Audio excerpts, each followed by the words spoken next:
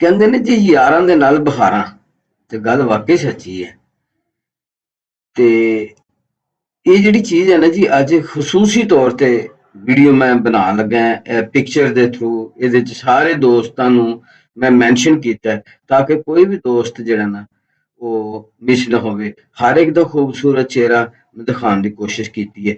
ਇਹ ਜਿਹੜੀ ਬਾਈਕਰ ਈਦ ਮਿਲਨ ਪਾਰਟੀ ਹੈ ਨਾ ਜੀ, ਇਹ ਤਕਰੀਬਨ ਪੂਰੇ ਪਾਕਿਸਤਾਨ ਦੇ ਜਿਤਨੇ ਵੀ ਸੂਬੇ ਨੇ ਉਹਦੇ ਵਿੱਚ KPK ਵੀ ਆ ਜਾਂਦਾ ਹੈ, ਬਲੋਚਿਸਤਾਨ ਵੀ ਆ ਜਾਂਦਾ ਹੈ, ਸਿੰਧ ਵੀ ਆ ਜਾਂਦਾ ਹੈ, ਗਲਗਿਤ ਤੇ ਬਲਤਿਸਤਾਨ ਵੀ ਆ ਜਾਂਦਾ ਹੈ।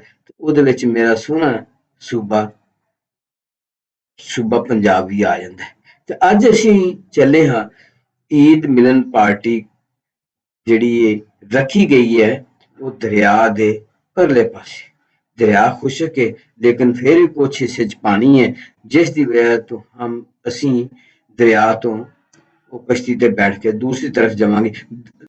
देखो ना जी, दरिया क्रॉस करने तो पहले जंगल जिस टाइम असी खत्म करने ते बंगले ने इन्होंने अपने घोंसले बनाए हुए ने, ते मैं कुर्बान जावां अपने सोने रब ते जिसने इन्हां दे दिल दे विच अंदर इन्ना मजबूत जिहड़ा ना वो पा दिता है यकीन कि अल्लाह सानू जिहड़ा ना वो महफूज रखेगा हर आंधी तो, हर तूफान तो, हर किस्म के खतरात तो। ਇਹ ਉਹਨਾਂ ਦੇ ਬਰੀਡਿੰਗ ਦਾ ਸੀਜ਼ਨ ਹੈ ਤੇ ਉਹਨਾਂ ਨੇ ਘੋਂਸਲੇ ਬਣਾਏ ਤੇ ਇਹਨਾਂ ਦੇ ਵਿੱਚ ਮਰੀਜ਼ ਸੁਲਤਾਨ ਸਾਹਿਬ ਨੇ, ਨਵਾਜ਼ ਮੁਗਲ ਸਾਹਿਬ ਨੇ ਤੇ ਇਸ ਤਰ੍ਹਾਂ ਹੋਰ ਕਾਫੀ ਸਾਰੇ ਸਾਥੀ। ਅਸੀਂ ਜਿਹੜੀ ਰੈਲੀ ਦਾ ਆਪਣਾ ਪਹਿਲੇ ਆਗਾਜ਼ ਕੀਤਾ, ਇਬਤਦਾ ਕੀਤੀ ਮੀਨਾਰੇ ਪਾਕਿਸਤਾਨ ਤੋਂ ਕੀਤੀ, ਜਿਹਦੇ ਵਿੱਚ ਖਾਸ ਕਰ ਜਿਹੜੇ ਜ਼ਿੰਮੇਦਾਰ ਜਿਹੜੇ ਸਨ ਇਸ ਗਰੁੱਪ ਦੇ, ਮਰੀਜ਼ ਸੁਲਤਾਨ ਸਾਹਿਬ ਨੇ ਖੂਬਸੂਰਤ ਗਰੁੱਪ ਦੇ ਵਿੱਚ, ਇਸੇ ਤਰ੍ਹਾਂ ਮੀਆਂ ਆਜ਼ਮ ਸਾਹਿਬ ਨੇ ਵੀ ਇਸ ਗਰੁੱਪ ਦੇ ਸਰਬਰਾਹ ਨੇ। ਤੇ ਸਲੂਟ ਹੈ ਜੀ ਇਹਨਾਂ ਦੋਸਤਾਂ ਨੂੰ ਜਿਹੜੇ ਸਾਰੇ ਇੰਨੇ ਲੋਕਾਂ ਨੂੰ ਇਨਵਾਈਟ ਕੀਤਾ। ਤੇ ਇਹ ਫਿਰ ਇਹ ਹੈ ਕਿ ਇਹਨਾਂ ਦੋਸਤਾਂ ਨੂੰ ਵੀ ਸਲੂਟ ਹੈ ਕਿ ਜਿਹੜਾ ਨਾ ਉਹ ਇੱਕ ਫੈਮਿਲੀ ਦੀ ਤਰ੍ਹਾਂ ਸਾਰੇ ਇਕੱਠੇ ਹੋ ਗਏ ਨੇ।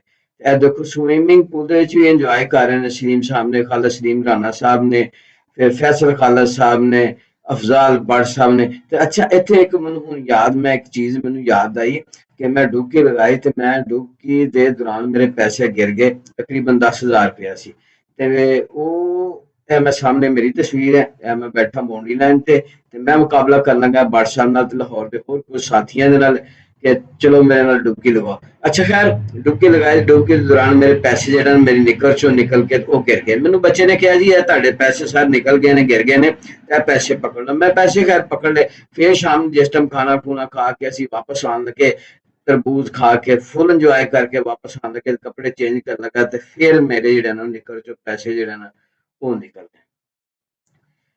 ਉਹ ਕੁਦਰਤੀ ਇਸ ਤਰ੍ਹਾਂ ਮੈਨੂੰ ਨਿਸ਼ਾਨੀ ਯਾਦ ਰਹਿ ਗਈ ਕਿ ਉਹਦੇ ਨਾਲ ਹੀ ਪੰਪ ਸੀ ਤੇ ਪੰਪ ਜਿਹੜਾ ਸੀ ਉਹਦੇ ਕੋਲ ਮੈਂ ਕੱਪੜੇ ਚੇਂਜ ਕੀਤੇ। ਮੈਂ ਜਿਸ ਟਾਈਮ ਸ਼ਦਰੇ ਆ ਗਿਆ ਕਿਰਾਇਆ ਦੇਣ ਲੱਗਾ ਬੱਸ ਵਾਲੇ ਨੂੰ, ਵਾਪਸੀ ਤੇ ਮੈਂ ਯਾਸੀਨ ਸਾਹਿਬ ਸ਼ਦਰੇ ਵਾਲੇ ਬਾਈਕਰ ਨੇ ਉਹਨਾਂ ਨਾਲ ਆਇਆ ਤੇ ਬੱਸ ਵਾਲੇ ਨੂੰ ਕਿਰਾਇਆ ਦੇਣ ਲੱਗਾ ਤੇ ਮੇਰੇ ਕੋਲ ਕਿਰਾਇਆ ਕੋਈ ਨਾ, ਤੇ ਮੈਂ ਉਹਨੂੰ ਉਜ਼ਰ ਪੇਸ਼ ਕੀਤਾ, ਯਾਰ ਮੇਰੇ ਕੋਈ ਚੀਜ਼ ਰਹਿ ਗਈ ਤੇ ਮੈਨੂੰ ਇੱਥੇ ਉਤਾਰ ਦੇ।